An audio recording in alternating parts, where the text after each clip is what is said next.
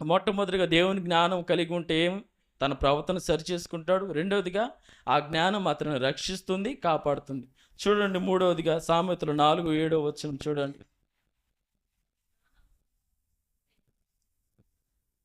చదవండి.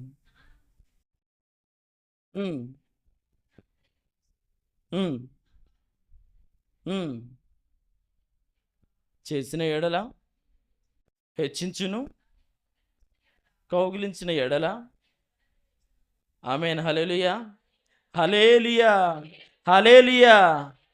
ఇక్కడ మూడవదిగా జ్ఞానమును నీ సంపాదన ఇచ్చి బుద్ధి సంపాదించుకొనుము అని ప్రభు అంటున్నాడు. మూడవది ఇక్కడ దాన్ని గొప్ప చేసిన ఎడల అది నిన్ను హెచ్చించును, కింద ఘనతనిచ్చును. దేవుని జ్ఞానం పొందుకున్న తర్వాత ఇప్పుడిప్పుడే సత్యము గ్రహిస్తున్నావు, నువ్వు జ్ఞానం పొందుకుంటున్నావు, నిజమైన రక్షకుడని క్రీస్తుని ఎరిగావు. ఇప్పుడిప్పుడు నీ జీవితంలో ప్రారంభిస్తున్నావు జ్ఞానంగా నడుచుకోవడం. అయితే దాన్ని నువ్వు ఏం చేయాలి? ఏముంది అక్కడ? దానిని గొప్ప చేసిన ఎడల అంటే ఉన్న జ్ఞానాన్ని వృద్ధి చేసుకోవాలి. వృద్ధి చేసుకున్నప్పుడు ఏం కలుగుతుంది? ఘనత, తర్వాత హెచ్చింపు. బ్రదర్, దేవుడిచ్చిన జ్ఞానాన్ని ఎలా వృద్ధి చేసుకోవాలి? బేల్దర్ పనులాగే ఏమైనా సిమెంట్ రాయి పెట్టి సిమెంట్ పూసి దానికి ప్లాస్టింగ్ ఏమైనా చేయమంటారా? అప్పుడు స్థిరంగా ఉంటుందేమో. శరీర సంబంధంగా ఆలోచన చేయబాకండి. దేవుని జ్ఞానం వృద్ధి చేసుకోవాలంటే బైబిల్ ధ్యానించాలి. ఆమేన్. హల్లెలూయా! సమస్త జ్ఞానము బైబిల్లోనే దాచబడి ఉన్నది. నిజం. మీరు కానీ బైబిల్ చదవడం ప్రారంభిస్తే మీ జీవితం ఎటుదో తెలియజేస్తుంది అది. ఆర్ఆర్కే మూర్తి గొప్ప దైవజనుడు తెలుసా మీకు? ఆర్ఆర్కే మూర్తి గారు ఆయన తన జీవిత కాలంలో ఉన్నప్పుడు బైబిల్లో లోపాలు నేను చూపిస్తానని చెప్పి బైబిల్ చదవడం ప్రారంభించాడు. ఆర్ఆర్కే మూర్తి గారు బైబిల్లో లోపాలు చాలా ఉన్నాయి, మీకు చూపిస్తాను ఉండండి అని చెప్పి బైబిల్ చదవడం ప్రారంభించి లోపాలు కనుక్కోవాలని బైబిల్ చదవడం ప్రారంభించాడు. బైబిల్ తన లోపాలను ఎత్తి చూపించింది. ఆమేన్. హల్లెలూయా! వాక్య జ్ఞానం చేత పట్టబడి క్రీస్తు కొరకు సాక్షిగా జీవించి ప్రభులో నిలిచాడు. ఎంత గొప్ప దైవజనుడు! అంతే, దేవుడు కొంతమందిని ఎన్నుకుంటాడు. ఆయన ద్వారా ఆనాడు రేడియో తరంగాల్లో వాక్యము బలముగా వినపరచబడుతూ ఉండింది. నేను చిన్నప్పుడు 20 సంవత్సరాల కిందట మా ఇంట్లో కూడా చిన్న టేబుల్ కట్ ఉండేది. రీల్స్ ఇలా తిరుగుతూ ఉంటాయి. రాజుబాబు అన్న సాంగ్స్ ఎప్పుడు మా అమ్మ ఇష్టపడి వింటూ ఉండేది. నిబంధన జనులం అనే సాంగ్ ఎప్పుడు వినబడుతూ ఉండేది. యేసన్న గారు కూడా ఆ సాంగ్ చాలా ఇష్టపడ్డారు. నిబంధన జనులు అని రాజుబాబు అన్న రాసి విడుదల చేసిన తర్వాత యేసన్న గారు ఆ పాట విని అన్న దగ్గర మాట్లాడడానికి, కలవడానికి, పరామర్శించడానికి వెళ్ళాడు. ఎవరి దగ్గరికి? రాజుబాబు అన్న దగ్గరికి. నెల్లూరు కూడా విఆర్సి గ్రౌండ్కి రాజుబాబు అన్న వచ్చారు. తెలుసా రాజుబాబు అన్న? నిన్నే నిన్నే నే కొలుతూనయ్యా పాట ఎన్నిసార్లు పాడుంటారు. పాట రాసింది ఆ గొప్ప దైవజనుడే. ఆమేన్. హల్లెలూయా! హల్లెలూయా! హల్లెలూయా! అటువంటి గొప్ప దైవజనుడు ఆర్ఆర్కే మూర్తి గారు దేవుని వాక్యము చదివి దేవుని చేత పట్టబడ్డాడు. ఆయన వాక్యం చదువుతున్నప్పుడు తన లోపాలు గ్రహించాడు. అరే రే రే రే పొరపాటు చేశాను, నాది తప్పు, నేను ఏమో అనుకున్నాను, బైబిల్లో అబద్ధము అంతా కల్పిత మాటలు, కథలు అని చెప్పేసి దీంట్లో లోపాలు ఎత్తి చూపుద్ది అనుకుంటే ఇది నా లోపాలు ఎత్తి చూపించి ఇదే సత్యము, ఇదే సత్యం అని చెప్పి క్రీస్తు కొరకు జీవించాడు ఆయన. ఆయన ఒక బ్రాహ్మణుడు. ఎంతటి కృప! అటువంటి జ్ఞానాన్ని వృద్ధి చేసుకోవాలంటే బైబిలే. ఎంతమంది బైబిల్ ప్రతిరోజు చదువుతున్నవారు చేతులు ఎత్తండి. అబద్ధాలు ఆడకుండా దైవ సేవకులమైన మా దగ్గర మీరు తప్పించుకోవచ్చేమో, ప్రభు దగ్గర మాత్రం కాదు. దేవుని సన్నిధిలో ఉన్నప్పుడు భయముతోను వణుకుతోను ఉండండి. ఎంతమంది ప్రతిదినము దేవుని వాక్యాన్ని చదువుతున్నాను బ్రదర్ అన్న వాళ్ళ చేతులు ఎత్తండి. సిస్టర్ దేవునికి స్తోత్రం. ప్రభు మిమ్మల్ని దీవించును గాక. ఏందండి చెప్పండి? క్రైస్తవుడు అంటే వాడు ప్రార్థన చేసే వ్యక్తిగా ఉండాలి, వాక్యము చదువుతూ ఉండాలి. క్రైస్తవ లక్షణాలు అవి. 3 పూట్ల ఉదయము గుడ్డు దోస ఒకటి, కారం బాగా వేయమ్మా దానికి, మసాలా ఎయ్యి, నెయ్యి ఎయ్యి, మధ్యాహ్నం చికెన్ పెరుగు కంపల్సరీ ఉండాలా, ఈవినింగ్ వచ్చేసి స్నాక్సు, రాత్రికి వచ్చేసి చపాతీ. అంటే మళ్ళీ లావు అయిపోతాను కాబట్టి డైట్ చేద్దాం. చపాతీ, వాళ్ళగడ్డల కుర్మ చాలు. 3 పూట్ల శరీరాన్ని ఎలా మేపుతున్నామో 3 పూట్ల ఆత్మను కూడా ఏం చేయాలి? మేపాలి. ఎలా? మీ చపాతీతో చికెన్తో కాదు, ఆత్మను వాక్యంతోనే మేపగలము. లేదంటే నీలో ఉన్న అగ్ని దీపం ఆరిపోతుంది. కాండల్లో ఒక మాట ఉంది, బలిపీఠం మీద నిత్యం అగ్ని మండుచూ ఉండవలెను, అది ఆరిపోకూడదు. ఒక వ్యక్తిలో పరిశుద్ధాత్మ దాహము, ఆ దీపము ఎప్పుడు ప్రకాశిస్తూనే ఉండాలి. ఏ మాత్రం నీలో ఉన్న పరిశుద్ధాత్మ ఆ దాహము, రక్షణ, దేవుల్లో ఉన్న ఉత్సాహము అంతా ఆరిపోయిందా, వెంటనే ఏం కమ్ముకుంటుంది? ఒక దీపం ఆరిపోగానే చీకట కమ్ముకుంటుంది. కారణం ఎవరు? మీరే. మీ జీవితంలో శ్రమలు రావడానికి, అనారోగ్యం రావడానికి కారణాలు మీరే. యెహోవాను విడిచి వేరొకను ఆశ్రయించిన వారికి ఏం విస్తరిస్తాయి? వాక్యమే అది. శ్రమలు విస్తరిస్తాయి. యెహోవాను విడిచి బయట నువ్వు తిరుగుతున్నావా? దేవుని సన్నిధిని విడిచి బయట నా స్నేహితుల గొప్ప, యెహోవా కంటే నా స్నేహితులు గొప్పవారమ్మో అని చెప్పి బయట తిరుగుతున్నావా? జాగ్రత్త, దెబ్బతింటావు భయంకరంగా. దేవుని కంటే పై నీ జాబ్ కూడా సరే, ప్రభు కంటే ఎక్కువ కాదు ఏది. అదేంది బ్రదర్, జీవనాధారంగా చేసుకోవాలి కదా బ్రదర్, మా బిడ్డలు ఎలా పోషింపబడతారు, ఎలా బ్రదర్ అని అంటారేమో. చేసుకోవాలి. జీవనాధారం సోమవారం నుంచి శనివారం దాకా చేసుకోవాలి. ఆదివారం ప్రభుకి ఇవ్వాల్సిన స్థానం ఇవ్వాలి. ప్రభు రక్తం చేత, శరీరం చేత పరిశుద్ధపరచబడుతున్న నీవు, రక్షింపబడుతున్న నీవు, ప్రభు కృపలో దాచబడుతున్న నీవు, దేవుని సన్నిధిలో కంపల్సరీ దేవునికి అటెండ్ అవ్వాలి. నువ్వు కనిపించాలి. లేదు, నా వ్యాపారులు ప్రభు కంటే నా వ్యాపారం అమ్మ ఒకరోజు, ఆ రోజు సుమారు ఆదివారం బాగా జరుగుతుంది, 20,000 30,000 వస్తాయి కాబట్టి నేను వ్యాపారం చేసుకుంటా. జాగ్రత్త, ప్రభు ఇస్తాడు, తిరిగి తీసుకోవాల్సి వస్తుంది. జాగ్రత్త, జ్ఞానంగా నడుచుకోండి. ప్రభు కంటే ఏది ఎక్కువ కాదు, చేసుకోండి. కానీ ప్రథమ స్థానం ప్రభుకి ఇవ్వండి చాలు, ఇంకేం వద్దు. అదే కోరుకుంటున్నాడు ఆయన, ప్రథమ స్థానం నాకు ఇవ్వమని. బైబిల్లో ఏముంది? సువార్తల్లో మొదటగా దేవుని రాజ్యమును, దేవుని నీతిని వెతకండి, అటు తర్వాత మీరు అడిగిన ప్రతిదీ అనుగ్రహించబడతాయి. ఆరోగ్యం కావాలా? నా నీతిని వెతుకు. అప్పులు తెచ్చబడాలా? నా సన్నిధికి రా. ప్రతిదీ దేవుడి దగ్గరే ఆన్సర్ దాగి ఉంది. నిజం, జ్ఞానంగా నడుచుకోండి. ప్రభు ఏమి ఆశపడుతున్నాడో, దేవుని చిత్తము మీ జీవితం పట్ల ఏమి ఉందో అది గ్రహించండి. దేవుని కట్టి దేనికి ప్రథమ స్థానం ఇవ్వకండి.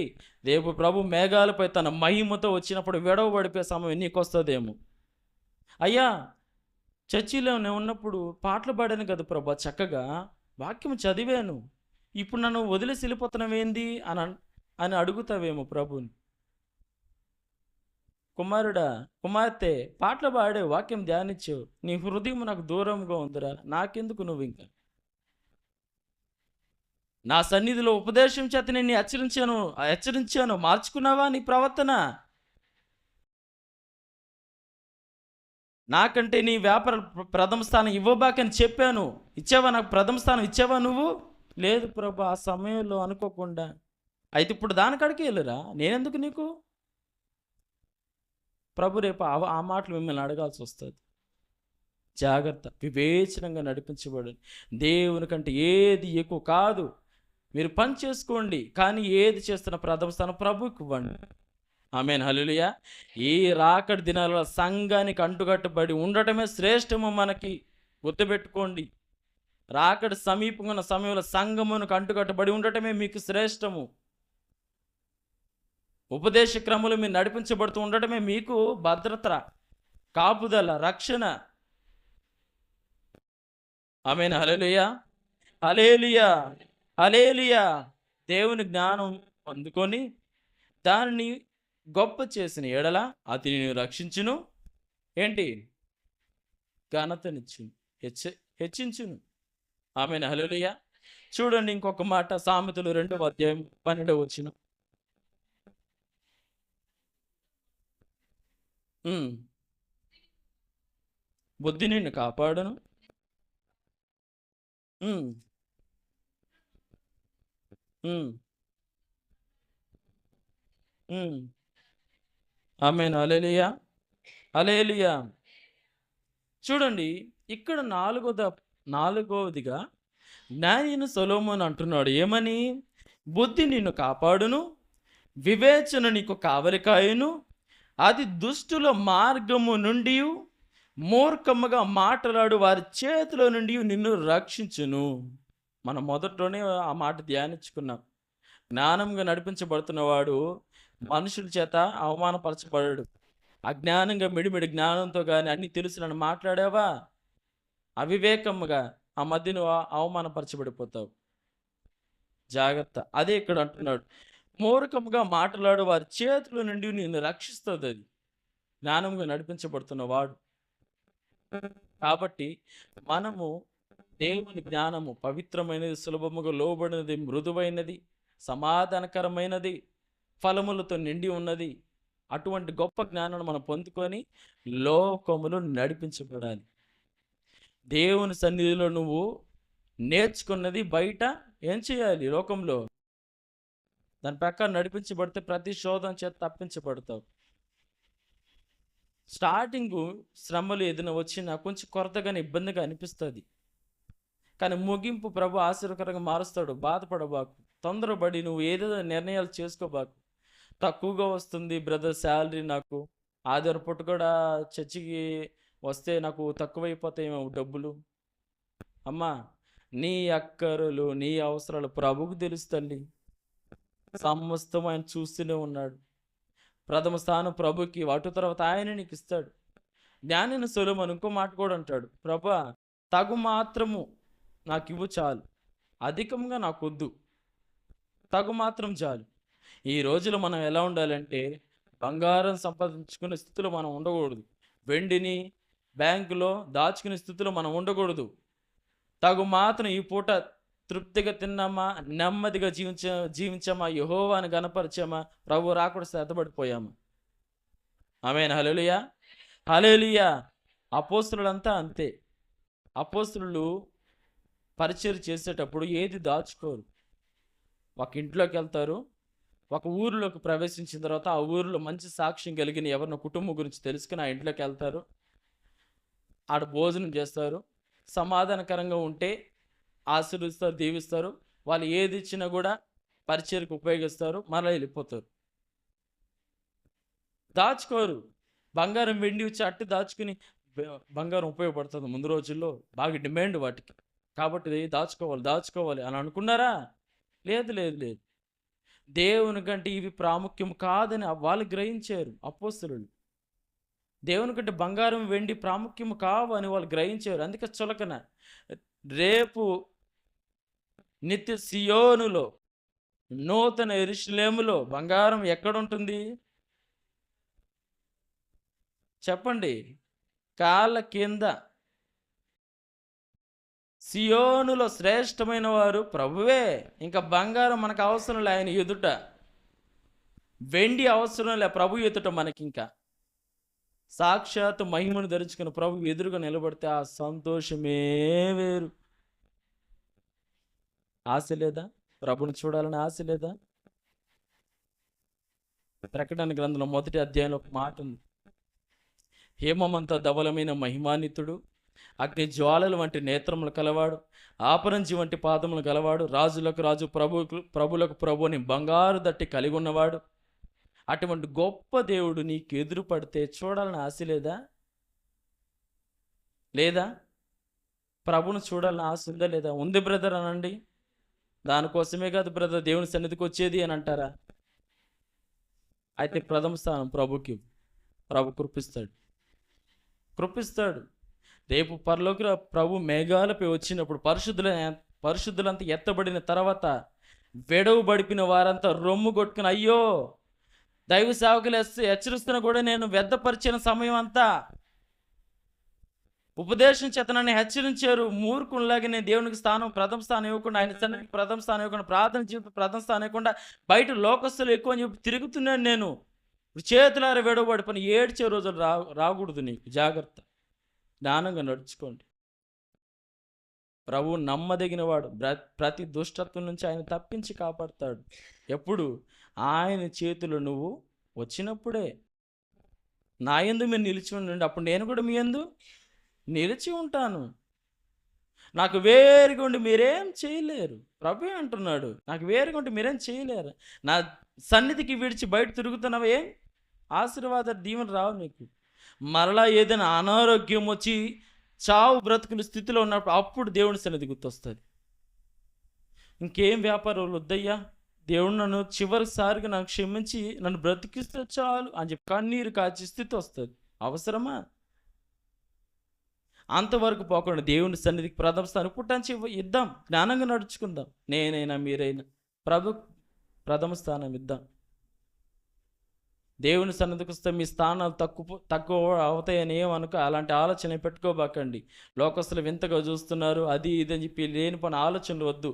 దేవుని నీ హృదయంలో ఘనంగా ఎంచుకో. నీ హృదయంలో సింహాసనం ఎంచి ఆయనకి స్థానం ఇవ్వు. గొప్ప కార్యాలు నీ ద్వారా ప్రభు జరిగిస్తాడు. ఆమేన్. హల్లెలూయా, హల్లెలూయా, హల్లెలూయా. ఇంతవరకు మనము దేవుని జ్ఞానం పొందుకుంటే మన జీవితాలు జరిగే కార్యాల గురించి మనం ధ్యానించాం. ఆమేన్. అయితే ఆ జ్ఞానం ఎక్కడ, ఎవరి దగ్గర ఉంటుంది? చూడండి, దేవుని వాక్యము సామెతలు 8:14 వచ్చిన చూడండి. నేను త్వరగా ముగిస్తాను. చదవండి.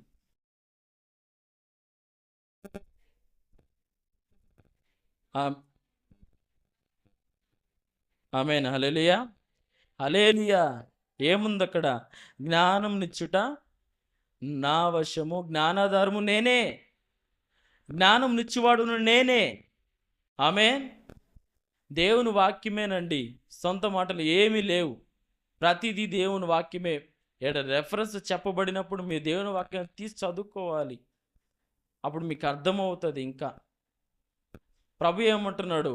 జ్ఞానము, జ్ఞానాధారము నేనే, వివేచన ఆలోచన చెప్పేవాడు కూడా నేనే. ప్రసంగిలో ఒక మాట ఉంది, ఏమని? అన్నము కలిపి ముద్ద నోట్లో పెట్టుకోవడానికి కూడా ప్రభు సెలవు కావాలంట. ఆమేన్. హల్లెలూయా. అన్నం కలిపి ముద్ద నోట్లో పెట్టుకోవడానికి ప్రభు సెలవు కావాలి. ఈరోజు నువ్వైనా నేనైనా నడుస్తున్నాము, తింటున్నాము, ఆడుకుంటున్నాము, చదువుకుంటున్నాము, పాడుకుంటున్నాము. ఎవరి కృప ఇది? నీ బలం అనుకుంటున్నావా? జాగ్రత్త. దేవుడు ఎప్పుడు వెక్కిరించబడడు. మనుషుడు ఏది విత్తుతాడో అదే. ఈ దినము దేవుని పిలుపు దర్శనం కలిగి దేవుని సేవలు ఇక్కడ వాడబడుతూ ఉన్నాము. ప్రభు పరిచర్యలు. ఒకవేళ దేవుని పిలుపు దర్శనం లేకపోయి ఉంటే నేను కూడా ఏడన్నా చదువుకుంటూ జాబ్ చేసుకుంటూ ఇంట్లో హ్యాపీగా తల్లిదండ్రుల దగ్గర ఉంటూ తిరుగుతూ ఉండేవాడిని. నేను యవ్వన కాలం ముందు కోరికలైన సంతోషాలైన హృదయం చెప్పిన విధంగా నడుచుకోవాలని ఎవరికైనా ఉంటుంది. అవునా కదా? చెప్పండి. ఉంటుందా? ఉండదు. కానీ దాన్ని స్థిరపరచుకోవాలి. ప్రభు రాకడ సమీపంగా ఉంది కాబట్టి భయపడాలి, లోబడాలి. జ్ఞానం ఏం కాదులే, ఇంకొంచెం 30 సంవత్సరాలు వచ్చిన అటు తర్వాత సేవకి వెళ్తానులే, ఇంకో 35 సంవత్సరాలు కొంచెం పెద్దవాడిని అవ్వని, ఇంకా చిన్న పిల్లోనే కదా అని చెప్పేసి నేను సేవ పిలుపు ఉందని చెప్పేసి ఇంకో 10 సంవత్సరాలు పొడిగించుకున్నానా, నా ప్రాణము ముగించబడవచ్చు. చెప్పలేను. ఒక యవనస్తురాలు ఒక మీటింగ్ జరుగుతున్న సందర్భంలో, ఒక ప్రార్థన సమావేశంలో ఒక దైవజనుడు మైక్ పట్టుకుని ఒక మాట అంటున్నాడు. మీలో యవనస్తుల్లో దేవుని సేవ చెయ్యాలి అని ఆశ కలిగి ఉన్నవారు పైకి లేవండి అని అన్నాడు. ఒక యవనస్తురాలు వెంటనే పైకి లేచి సప్పన మళ్ళీ కూర్చునింది. అమ్మాయి యవనస్తురాలు వెంటనే లేచింది సేవ చేయాలని, వెంటనే మళ్ళీ కూర్చునింది. తర్వాత కొంతమంది లేచారు, వాళ్ళని దీవించాడు, ఆశీర్వించాడు. ప్రార్థన అయిపోయింది. కింద కూర్చొని లేచి వెంటనే మళ్ళీ కింద కూర్చొని డైరీలో ఏదో రాసుకుంటుండేది. వింటున్నారా? డైరీలో ఏదో రాసుకుంటుండే. ప్రార్థన అంతా అయిపోయింది. ప్రార్థన చేశాడు దైవజనుడు. ఎవరి పాటకు వాళ్ళు ఇళ్ళకి వెళ్ళిపోయారు. దైవజనుడు కూడా ప్రార్థన ముగించుకొని వెళ్తూ ఉంటే మార్గంలో గుంపు జనాంగం రోడ్డు మీద ఏమైంది ఇక్కడ ఏది అని ఆ దైవజనుడు బండి ఆపి అక్కడికి వెళ్ళి చూస్తే ఆ యవ్వనస్తురాలు యాక్సిడెంట్ అయి చనిపోయి ఉంది. ఆ యవ్వనస్తురాలు యాక్సిడెంట్ అయి చనిపోయి రక్తము తలకి బలమైన గాయం తగిలి రక్తం పారిపోతూ ఉన్నది. ఈయన ఆశ్చర్యపడిపోయాడు. ఇందాక నేను అడిగినప్పుడు లేచి కూర్చొని ఏదో రాసుకునింది ఈ అమ్మాయి కదా అని. ఆ అమ్మాయి బైబిల్ డైరీ పక్కన పడిపోయాను.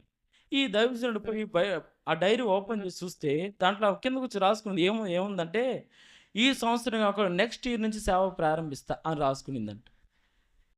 ఆమెన్ హల్లెలూయా, హల్లెలూయా. ఈ ఒక్క సంవత్సరం ఆగి నెక్స్ట్ ఇయర్ నుంచి ప్రారంభిస్తాలని చెప్పేసి రాసుకునిందంట. వెంటనే తన జీవితం అప్పుడు ముగించబడుతుందని గ్రహించలేకపోయింది. ఇది సేవ పిలుపుకు సంబంధించినగా నేను చెప్పాను. కానీ జ్ఞానంగా నడుచుకోవాలి. Amen hallelujah. జ్ఞానం ఎవరి దగ్గర ఉంది? యెహోవా దగ్గరే. Amen hallelujah. సామెతలు 2:6 చూడండి. సామెతలు 2:6 త్వరగా చదవండి. యెహోవాయే జ్ఞానమిచ్చువాడు, తెలివియు వివేచనయు ఆయన నోట నుండి వచ్చును. ఆమెన్ హల్లెలూయా, హల్లెలూయా. యెహోవాయే జ్ఞానమిచ్చువాడు, తెలివియు వివేచనయు ఆయన నోట నుండి వస్తుంది. ఒక్క మాట ప్రభు సెలవిస్తే చాలు, అజ్ఞానుడు కూడా జ్ఞానవంతుడిగా మార్చబడిపోతాడు. కానీ దేవుని మహాప్రేమ మహాకృప ఏంటంటే ఆయన ఎవరిని ఎన్నుకుంటాడు? బైబిల్లో ప్రత్యేకంగా రాయబడింది. దేవుని సేవ కానీ పరిచర్య కానీ ఆయన కార్యములు జరిగించుకోవడానికి ఎవరిని ఎన్నుకుంటాడు ప్రభు? జ్ఞానవంతులునా? జ్ఞానులను సిగ్గుపరచుటకు ఎవరిని ఎన్నుకుంటాడంట? అజ్ఞానులను, వెర్రివారిని, పెంటకొప్పులో పడి ఉన్నవారిని, దీనులను, జ్ఞానం లేని వారిని ప్రభు వాడుకుంటున్నాడు. వాళ్ళని తీసుకొని జ్ఞానవంతులుగా మార్చి అద్భుత కార్యాలు జరిగిస్తున్నారు వాళ్ళ ద్వారా. నిన్ను వలె నీ పొరుగువారిని ప్రేమించు అనే ఒక 10 ఆజ్ఞలు ఒక్క మాటలో సంపూర్ణపరిచాడు ప్రభు. ఆ మాట ఒక్క వ్యక్తి ఆ మాట సరైన విధంగా తన జీవితంలో నెరవేర్చి ముగించింది.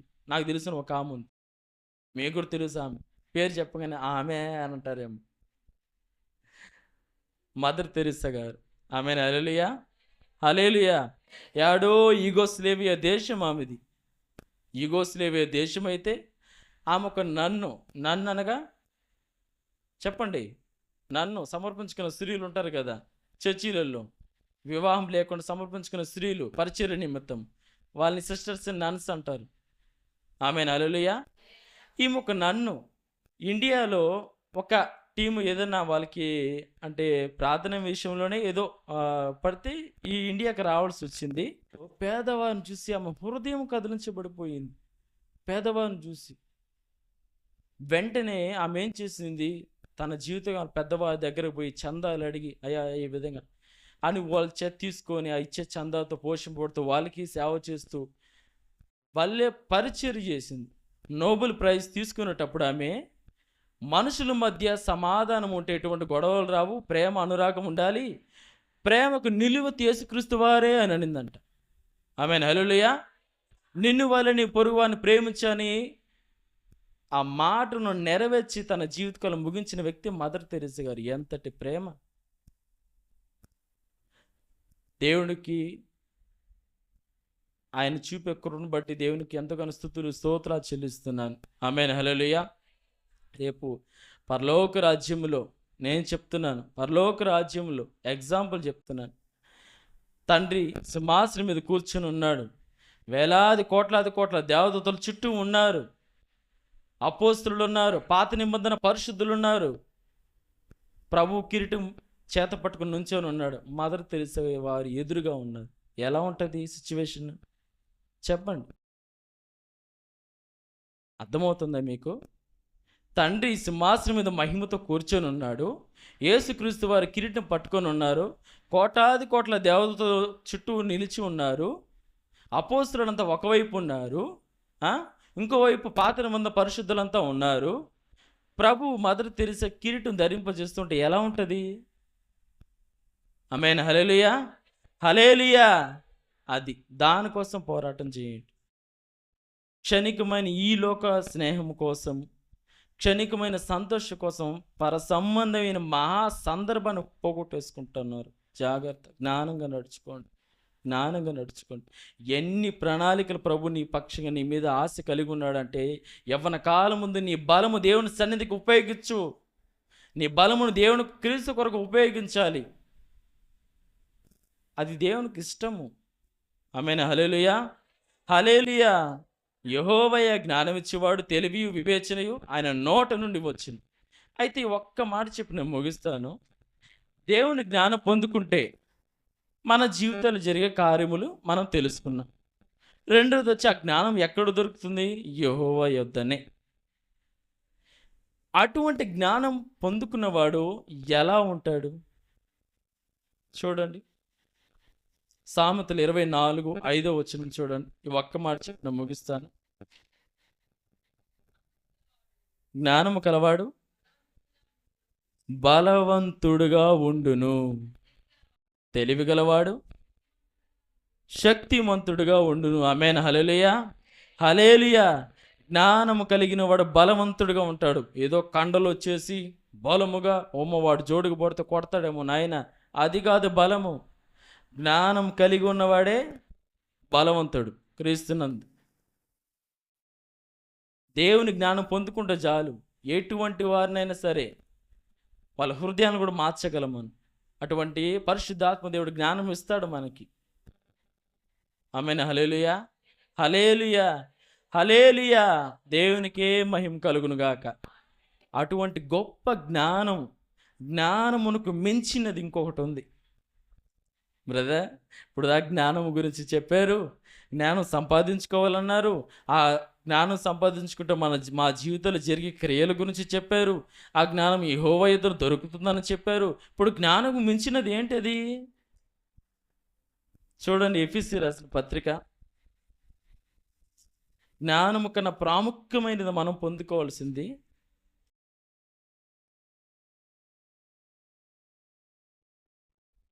దేవునికి స్తోత్రం, స్తోత్రాలు చెల్లించండి. స్తోత్రం, స్తోత్రం, స్తోత్రం, స్తోత్రం, స్తోత్రం, స్తోత్రం. ఎఫెసీయులకు రాసిన పత్రిక 3:19 చూడండి. జ్ఞానమునకు మించిన క్రీస్తు ప్రేమను తెలుసుకొనుటకు ప్రార్థించుచున్నాము. ఆమేన్. హల్లెలూయా. జ్ఞానముకు మించినది ఏంటి? క్రీస్తు ప్రేమ. ఆమేన్. హల్లెలూయా. దేవుని ప్రేమను మనం కలిగి ఉండాలి, జ్ఞానము కలిగి ఉండాలి. అది చాలా ప్రాముఖ్యము. కానీ ఆ జ్ఞానము ప్రేమతో నిండి ఉండాలి. ప్రభు మహాజ్ఞానవంతుడు, కానీ సమస్తము ప్రేమతోనే చేశాడు. ఎటువంటి పాపాత్ముడు వచ్చినా అధికారం బెత్తం పట్టుకుని చి ఎలా చేస్తావా పోరా నా నుంచి దూరంగా తిట్టాడా? ప్రేమతో సరిచేశాడు ఆ వ్యక్తిని. జ్ఞానం ఉంది ఆయనకి, కానీ ప్రేమతో. ప్రతిదీ ప్రేమను ఒక ఆయుధంగా ప్రభు మార్చుకున్నాడు. క్షమించండి, మార్చుకోవడం కాదు, ఆయన ద్వారా వెల్లడిపరచబడింది. ఆయన మార్చుకోవడం ఏంది? ఆయనే ప్రేమస్వరూపి. దేవునికి స్తోత్రం. సమస్త జ్ఞానముకు మూలం యెహోవాయే. అయితే జ్ఞానము సంపాదించుకున్న మనం క్రీస్తు ప్రేమను కూడా ధరించుకొని ఉండాలి. క్రీస్తు ప్రేమ లేనివాడు అంతే. దేవుడికి ఇష్టమైన విషయం ఏంటి? దేవుడు ప్రేమిస్తున్న విధంగా మనం కూడా ప్రేమించాలి. క్రీస్తు క్షమిస్తున్న విధంగా మనం కూడా క్షమించాలి. క్రీస్తు తగ్గించుకున్న విధంగా మనం కూడా తగ్గించుకోవాలి. ఎలా తగ్గించుకున్నాడు ప్రభువు? ఉన్నతమైన సింహాసనం విడిచి ఎక్కడికి వచ్చాడు? పశువుల తొట్టిలో. కోట్ల దేవదూతలు పరిశుద్ధుడు పరిశుద్ధుడు పరిశుద్ధుడు అంటున్న సమయంలో యెహోవా దేవుడు నా నిమిత్తం ఎవరికి పోతారు నా బిడ్డను రక్షించడానికి అంటే అప్పుడు యేసుక్రీస్తు వారు నేనున్నాను, నేను వెళ్తాను, నన్ను పంపించండి.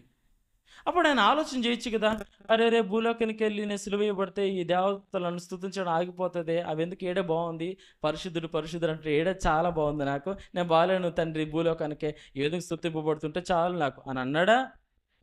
నేల మట్టు వరకు ప్రభు తగ్గించుకున్నాడు. తన స్థితిని మహిమను విడిచిపెట్టి ఏడకొచ్చాడు భూలోకానికి వచ్చాడు. కారణము తగ్గింపు. ఆడ ఘనత కనపడుతుందా? హెచ్చింపు కనపడుతుందా? తగ్గింపు కనపడుతుంది. ప్రభులా మనం తగ్గించుకోవడం నేర్చుకోవాలి. ప్రేమించడం నేర్చుకోవాలి, క్షమించడం నేర్చుకోవాలి. ఒక వ్యక్తి మన గురించి చెడ్డ సాక్ష్యం పలికిన వ్యక్తి కూడా ఎదురొచ్చిన బ్రదర్ ప్రైజ్ లాడ్, ఆరోగ్యం ఎలా ఉంది, బాగున్నారా, ప్రార్థన చేసుకున్నారా, క్రీస్తు ప్రేమ. మన గురించి చాడీలు కీడు చేసి మన మీద అపనిందనగా చేసిన వ్యక్తి ఎదురొచ్చినా సరే brother praise lord, sister praise lord, ఎలా ఉన్నారు, బాగున్నారా, క్రీస్తు ప్రేమ. దానికి అనుకూలంగా మనం మార్చబడాలి. ఇప్పుడు అర్థమైందా జ్ఞానము గురించి మీకు?